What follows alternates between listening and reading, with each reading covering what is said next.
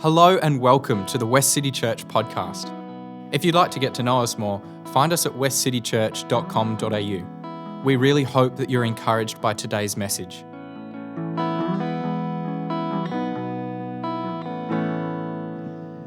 Good morning, everybody. We had a double session last week on communion, so you should be all completely knowledgeable on this subject. But both Cody and James spoke about the inclusivity of Jesus at the table, in both in feeding multitudes and in the smaller tables that he annoyed the religious leaders of the time by sitting with people that they didn't deem suitable. So, and there's something about that we take a loaf. It's a really communal thing that we celebrate with communion, that we take a loaf of bread, we break it into hundreds of little pieces, and then we each have a piece of that, and we go away with some of it in us, and it's kind of that reflection of that we're a community and that we're individuals. And then one of the things, I think it was Cody spoke about the fact that it's really cool that we invite random people each Sunday up here to talk about communion and what they think about it. And that somehow that reflects the diversity of us as a little group, you know, that each one of us standing up here is a reflection of God in some different light. And that also is quite a cool thing. I can't say that my experience of communion over many years of attending church has always been so inclusive. I've been in many churches where we've fought over how to do this thing. And whether it was too formal, too informal, too lackadaisical, that you haven't put enough thought into it, that it was really something that we've had division over in the churches that I've been a part of. And I've come to the conclusion that it's not so much about how we do it as why we do it, and that often we disagree over how things are done, when actually it's more about the remembering. So communion is something that Jesus did. He said, remember me when you do this. And it's the remembering part that's the important bit, that we are redeemed and loved and chosen and part of this community. I'm sure there's another thought that's in the middle here, but it's gone for the moment. So I'll just finish off with the fact that I have a housemate who attends a church in North Perth. And they are meeting in an Anglican church, but they're a separate community. So the Anglican church meets in the morning and they meet in the evening. And the Anglican church will not allow you to serve communion unless you are an ordained minister. So they had to kind of wrestle with that. Do they not serve communion? And actually they come to the conclusion that the minister comes from the Anglican church and serves communion for them in the evening. I feel like that's very cool, that it may not be the way they particularly choose to do it, but that they've come to just agree that would be fine. And I think, so that's the bit that I lost in the middle, is that we have, on the one hand, we have these rituals and liturgies that we can design to suit ourselves, so that they enhance the life and the growth of Jesus in us. And then on the other hand, we have a community of people that do things together. And so sometimes we have to set aside our own personal choices for the community to just do this thing the way this community is doing it, because it so much reflects who we are as a group of people. And so we have both that choice to do things a way that perhaps helps us to be very present to God and to grow more. And then on the other hand, we just forego our particular preferences sometimes for the church and for the way in which it gets done here and in this place. Thank you, Lauren. Morning, everybody. Here to alleviate the mystery. It was me all along. Hi everyone, my name is Theo, for those of us who haven't met. I get the joy this morning to talk on the series that we're doing, the Life of Liturgy. So if you've been here the last couple of weeks, we're doing this series. It's got a real fancy name, but basically we've taken a number of the different practices that we do on a week-to-week basis, things that kind of seem mundane to us, or have the opportunity to become mundane, to become something we take for granted.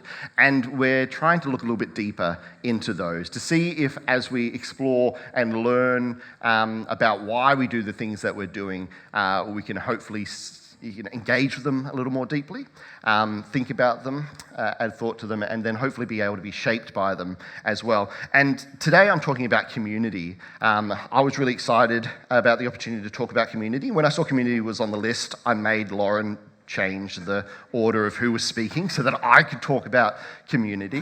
Because I love community. I really like to talk about it. In this context, community, for me, like this practice that we do, that we build perhaps a liturgy around, I'm talking about Christian community, what we might call fellowship, I guess. It's that idea of, as Christians, we come together and there's something a little bit special about the way that we are interacting. Whether that's just on the way into church or whether we're having a picnic afterwards or going camping together, it's the time that we spend together that it's not necessarily structured, might be structured, but an example would be like you come to church and you get chatting to somebody at the front door and you sit out the back and then the worship happens and you miss it because you're chatting, and then the sermon happens and you miss it because you're chatting, and you go home and you don't feel like you missed church. That's the kind of community that I'm talking about. I think, I sort of thought I could do that thing that Lauren did this morning where I got you to turn to the person on the left, turn to the person on the right, and just talk to each other, and then I could leave. And then just you guys could talk to each other for 20 minutes and then that would be the whole sermon. But I actually wanted to tell just a bunch of stories. I like telling stories. I love community. The reason I love community, I think, is because I've come, even as a young person, I've come to see every aspect of my Christian experience through the lens of community, through the lens of togetherness. We live in a very individualist culture, and we're sort of told that we need to take responsibility for ourselves. We have a place in our home, so when we grow up, we're sort of told, go out on your own. And that's kind of unique. It's sort of unique to the Christian history as well. The Bible itself wasn't written in an individualist culture, it's written in a collectivist culture. And so often the way that they talk about experiencing who God is doesn't align with that kind of individualist framework. And I think the individualist framework really has affected the way we as Christians think about the gospel. The gospel is kind of taught to me as this idea of you are a sinner and you need to take personal responsibility for that. You need to pray to Jesus and repent of all of your sins, and then you can come to God and have a personal relationship with him. And there's a lot of emphasis put on the personal relationship and the individual. And that's a very important story.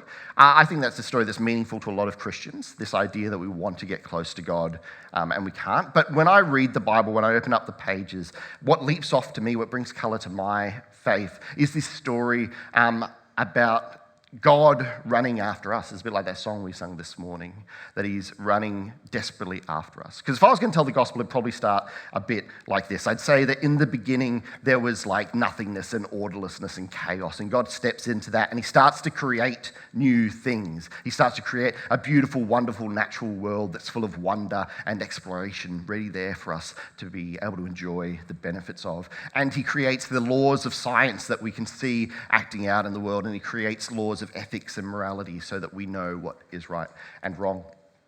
And he looks at all of that and goes, wow, that's really good. That's so good. But you know what would be even better? And in Genesis 1, we read that God says, let us make man in his own image, right? In our own image. And so God does that. He makes humanity, man and woman, and he puts them into the garden, and he breathes his own spirit into them, his very essence, his life, into humanity to bring them alive. And he's not just put them in there to be pets. He says, be fruitful.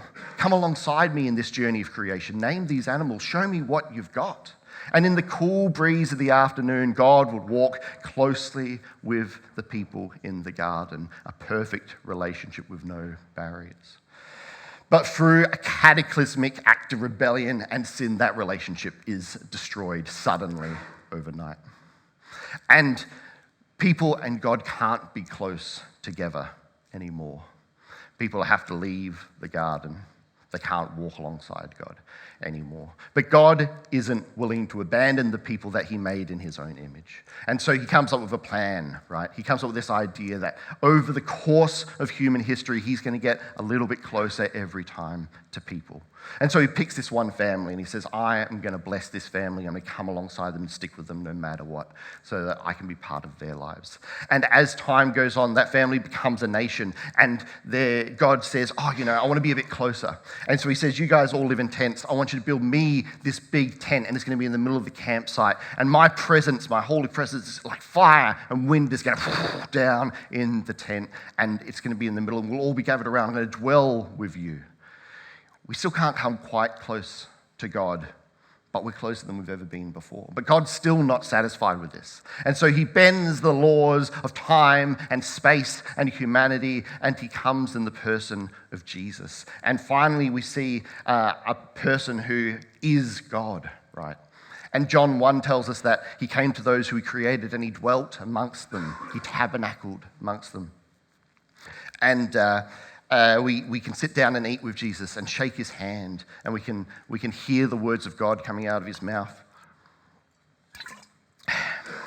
And it's a type of closeness we've never experienced before. But even that, God's like, I can do better.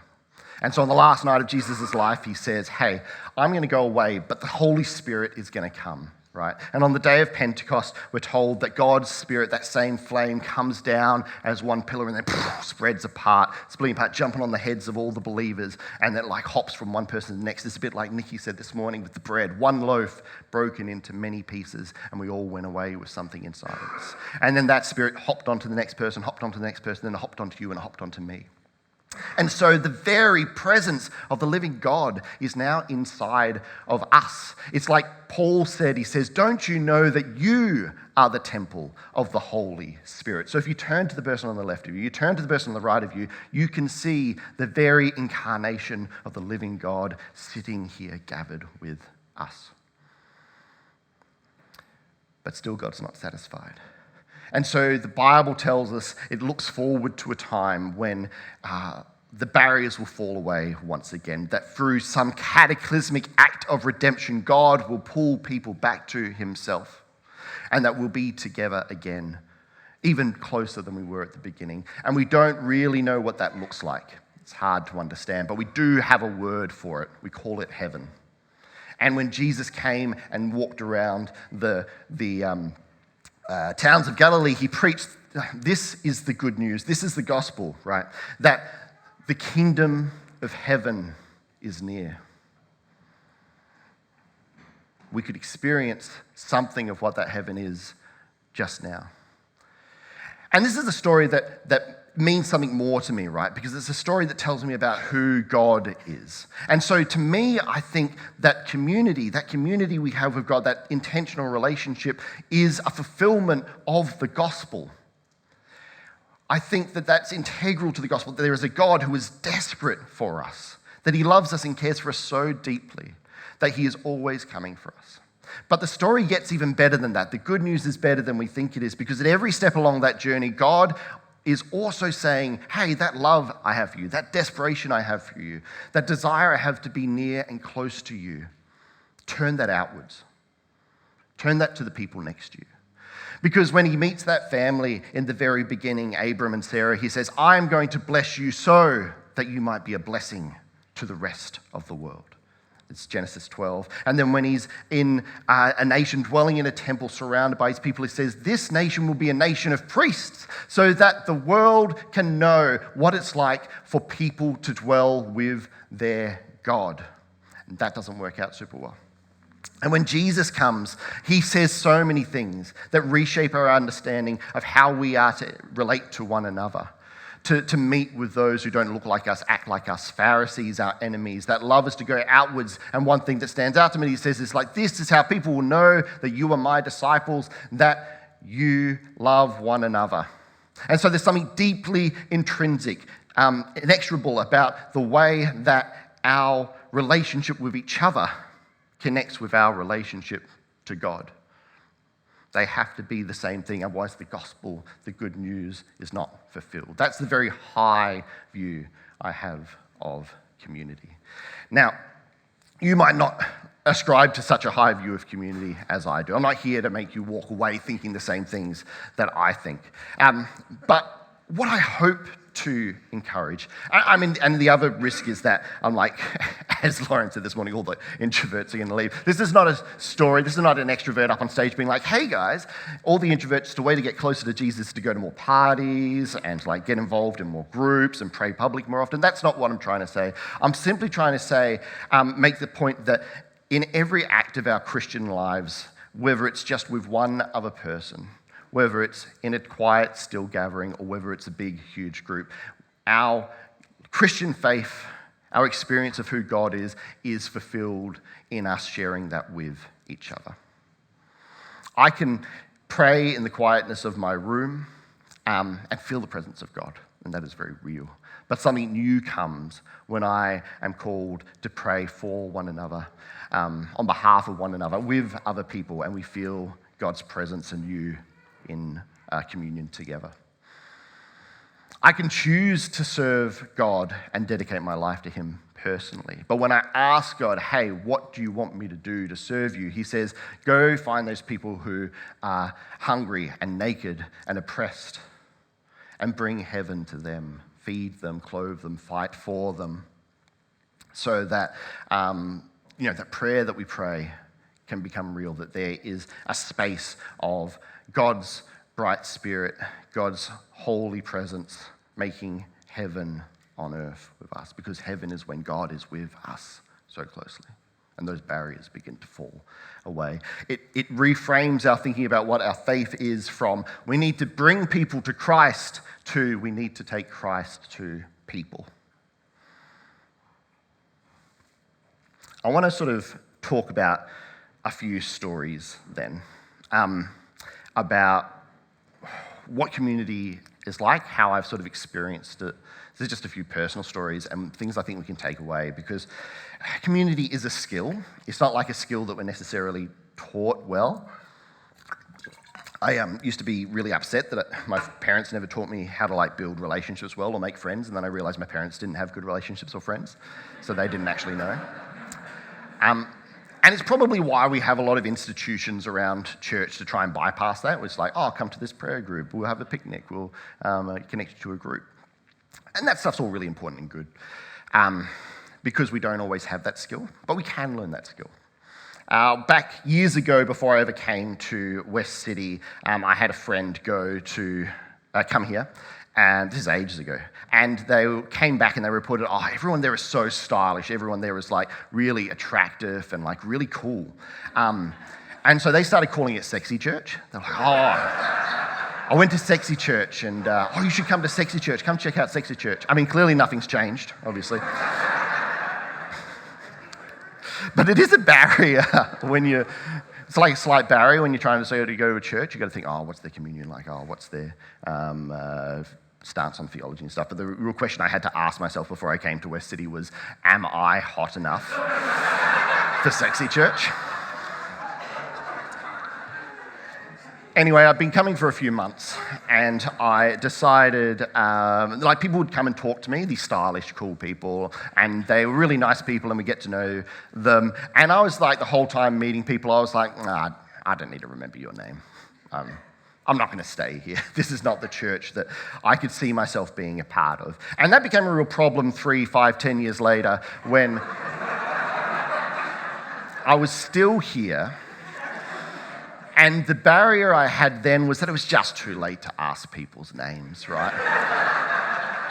And I don't know if you guys feel the same way, but I get really embarrassed about that sort of stuff, getting people's names wrong, having to pretend I know people or don't know people. But I I actually, legitimately, I would not go and talk to people because I was worried about embarrassing myself. I was worried about upsetting people. I love it when people forget my name. That's fine. I have so much grace for that, but if I forget someone else's name, I'm just cool, I'll just move churches, I'll never see them again. It was great in COVID. Actually, we all wore masks, and I didn't ever have to pretend. I could just pretend I didn't know who they were because they had a mask on. And then we stopped doing that. That's the meaning of this sermon. COVID was great because of my own personal reasons. Community is hard because we're awkward people. I'm an awkward person.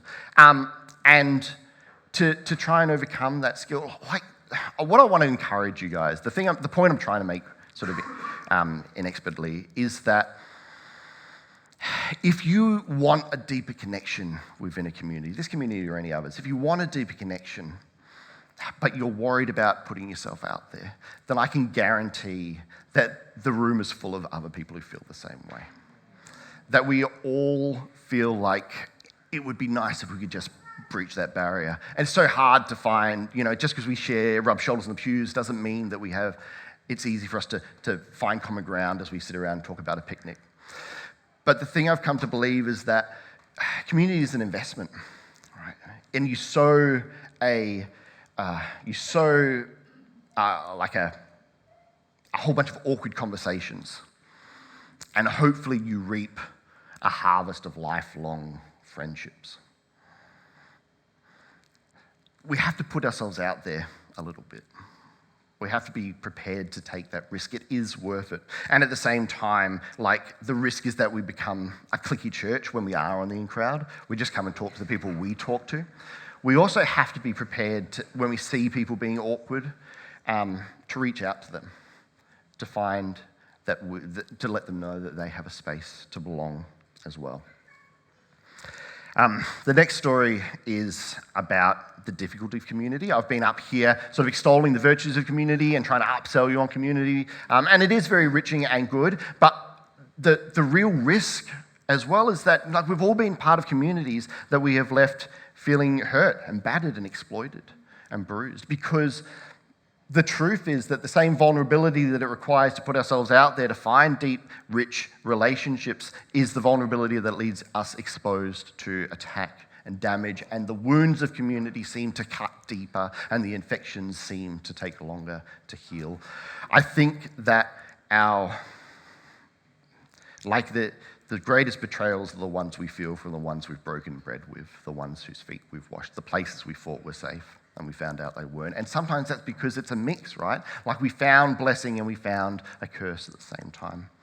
A number of years ago, I met a guy, Sally and I, my wife and I, met a guy in church, and he started coming to our home church. Our daughters were about the same age. And we just spent so much time together. We lived nearby, and so hanging out at church turned into doing dinner together 2-3 times a week, going camping together, kids play together, building a life together. And in a night, that relationship just came to a sudden, really awful end. When the love, I guess, and the goodwill we sort of put out was suddenly being returned to us as hate and paranoia. And Sally and I didn't realize at the time it was because of a mental health crisis, and we didn't know what was going on. But somebody who we had such deep love for suddenly didn't feel safe around us anymore in a very extreme way. And there's no happy ending to this story. The relationship was over, and it was deeply painful. Sally and I were messed up about it. We missed work, we had to go to therapy, and it still weighs on us. But at the time, we felt so isolated, and there were new people coming to our home church, and I was like, I can't get to know them because my compassion is all gone, I'm all tapped out. And what if it happens again? And it just takes, it takes time. It's hard when you're mourning something like that because it feels very playground. It's I had a fight with a friend, and people don't get it. It's not It's not like the sort of things you're supposed to be broken up about, but it was just so devastating. And I think that just goes to show that I think we have experiences like that where those wounds run so deep. And the temptation I had was to draw back and to isolate myself. And I guess what I want us to take from this story, or take from your own stories, I'm sure you have them, is that if a community is hard or painful or toxic, maybe to separate ourselves from that, to keep ourselves safe is important. But I don't think the solution to bad community is no community. I think in our isolation, I don't think that comes from God. I think being able to find communities that heal us, places that are safe, where we can expose ourselves into that vulnerability slightly once more, that is what can bring healing. Third story. This is from a time when I was feeling quite low. This is, again, years ago, and I had recently gone through a separation with my now ex-wife, and I was really broken, emotionally, spiritually, burnt out of work. And I was driving home one day, it was about sunset, I dropped my daughter off at her mum's house, and I realised I was going home to an empty house. And in my state of feeling weak and broken and a failure, I didn't want to be alone. And so I started thinking in my head, I was like, who can I call up and invite myself over to their house so I can spend time with them, who I haven't already overstayed my welcome with and cried on too much. And as I was driving, I was like, I'll call my friends, Jocelyn and Caleb, and I'll invite myself over there. They won't reject me, that's what I thought. They'll be keen. And I called them up and they're like, Theo, we've got plans. And it was a family thing. They'd been watching Game of Thrones together, and that night was the season premiere of season 4 of Game of Thrones. And they were like, Theo, you haven't seen Game of Thrones? I'm no, I don't really know anything about it. And they were like, Caleb's sisters are coming around, we're going to watch it. And you can come, but, if you don't know what's going on. I was like, yeah, okay. And I hung up and I was like, look, I knew I was going over there and I was going to be like the real gloomy elephant in the room, sitting in the corner, not knowing what's going on, crashing on their space. But I guess selfishly, perhaps I was like, I just want to be a part of, I don't want to be alone. That felt better to me. Ruining their night felt better to me than going home alone to myself. And I rocked up at their house, and on their table they had a full-size map of Westeros. And they were like, Theo, good, come.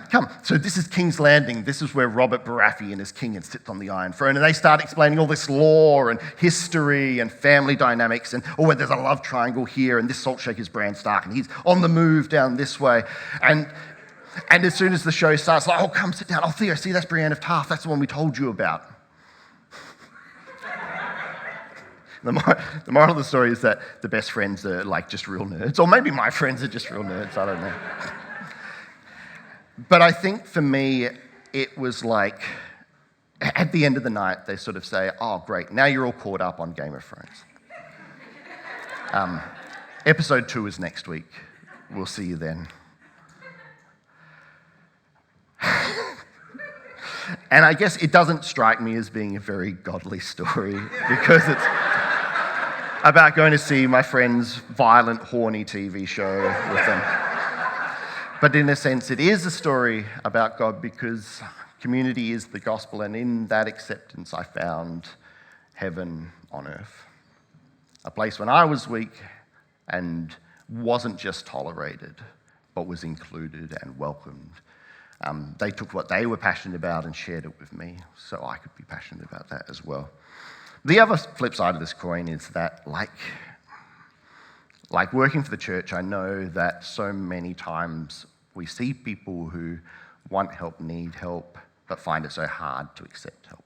Because we live in this individualist society, and we say, oh yeah, I'll take help from my friends and people who support me. I just need to get myself together first so that I'm worthy of that help. And Sally said this so well. She said, don't deprive people of the gift of being able to help you. A good community wants to be there for you and provide for you. And I think if you put yourself out there, you'll find that more people want to show love to you than not. That is the gospel. I think. And so we're going to go out here, we're going to read our communion talk and reflect on what Nikki has said about how Christ is going to walk away in each of us. That we're all welcome at this table and what that means. And then we're going to go do our benediction, and we're going to think about what it means to be a community of Christ who goes in his name to bring heaven, to take Christ to the people instead of expecting them to come here. And I think in that does bring peace and salvation to the world. And then we're going to go have a picnic and stay and be awkward and have food. Food's a great, food's the best way to break down awkwardness and share that together. And through that awkwardness, build into the investment of community. And ultimately, I think there's just one question we all need to ask ourselves. Am I hot enough for Sexy Church? Thanks, guys. Go with God. Thank you. Thank you so much for joining us. Each week at Westcity, we say a benediction together. We do this because we believe that the purpose of the church is to be a caring community for the world, and that as we go and serve others, we enter into Christ's work of welcome, restoration and healing, both for us and others. We believe that in doing so, we get to see and encounter Christ. So let's say the benediction together. We come together as the church to be reminded of the go of Christ. So we will go out and feed the hungry, go out and clothe the naked, go out and fight for justice, go out and end oppression, go out and proclaim anew the old story, go out and associate with those who don't look like us, think like us, act like us, and don't even like us. And we'll do it all in the name of the one who sent us. His name is Jesus.